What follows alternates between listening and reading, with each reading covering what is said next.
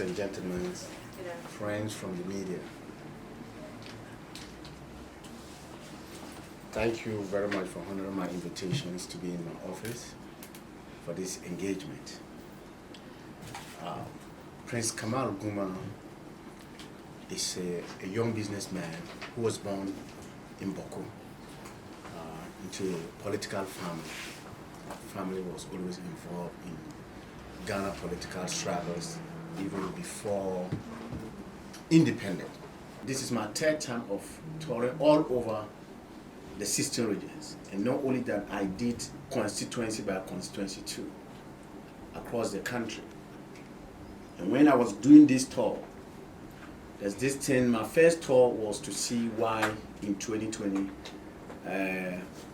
John Mahama was able to acquire 6 million, because my government, MPP government, did very well, that there's no way the election should have been going the way it went. So I was trying to find out.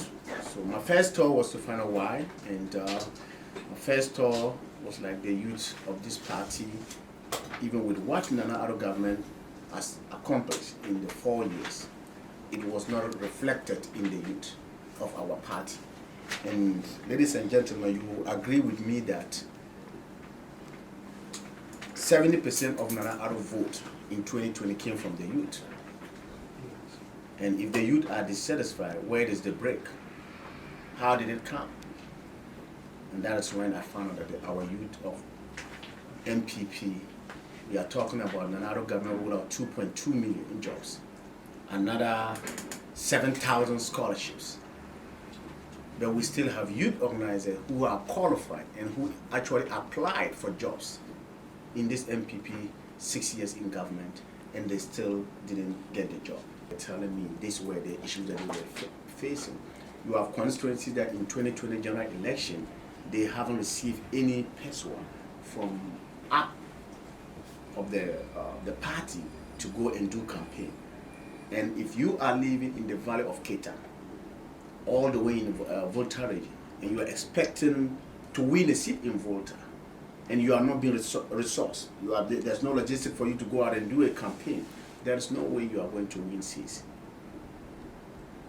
So I promised them I am going to come and empower them.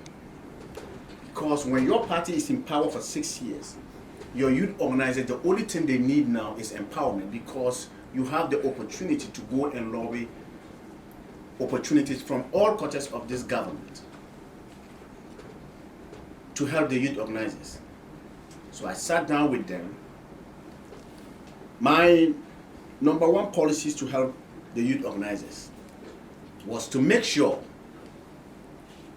that youth organizers are able to have a permanent seat on the scholarship secretariat committee at the district level. If you are a youth organizer and you are in your district, and you have the opportunity to be one of the committee member that interview Ghanaians for scholarship, definitely you are telling your constituency that actually you are in the right position to help your party people. So my policies of helping HESCON and party members to get scholarships is to make sure that the youth organizer is part of that committee. Because the youth organizer, he's in the district, he's in the constituency, he knows how. He knows who's a party member, he knows who works for the party. And with that one, he's standing in the best position to make sure that people that work for the party, or people that are qualified, not only you work for the party, but you are qualified to get a scholarship, he will push for you to get opportunity. Because there is no way you are a TESCON and you qualify to get a scholarship and you don't get. As a businessman, I'm going to train some of the youth organizers, profile them. You want to be a businessman, bring us your business proposal. We profile you and train you and help you with government institution banks. It's not a crime to go in and ask for loan to establish a business. You know, we have government banks and private banks that are willing to help people that are well trained to enter into business. So I'll make sure that youth organizers that wants to go into business, we are able to help them with training and with funds available for them to go into business, and we'll make sure that it's a business that they can pay back those loans so that other people will come for the loans. I mean, for another loans. I'm lucky that I was able to go through successfully with the vetting, and yesterday I was privileged and to choose the best number 3 in the ballot. And I'm happy that I'm number 3. So when you go out there, you the media man, Prince Kamal Guma is number 3. I like the number 3. I'm not best in numbers. I don't think even whatever number I was put on, I was going to win this election. Then my final words to the delegates.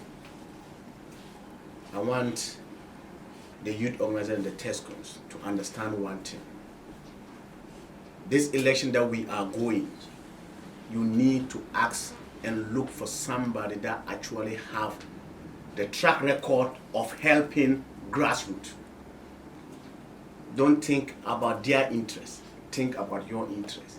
And when you thought of those things in your head in the box, you will find out that Prince Kamal Guma is the only person that deserves your vote, because he's there for you, he's there for the grassroots, and he will always be there for the grassroots of this party. And Prince Kamal Guma is the only person that can stand on the interest of the youth.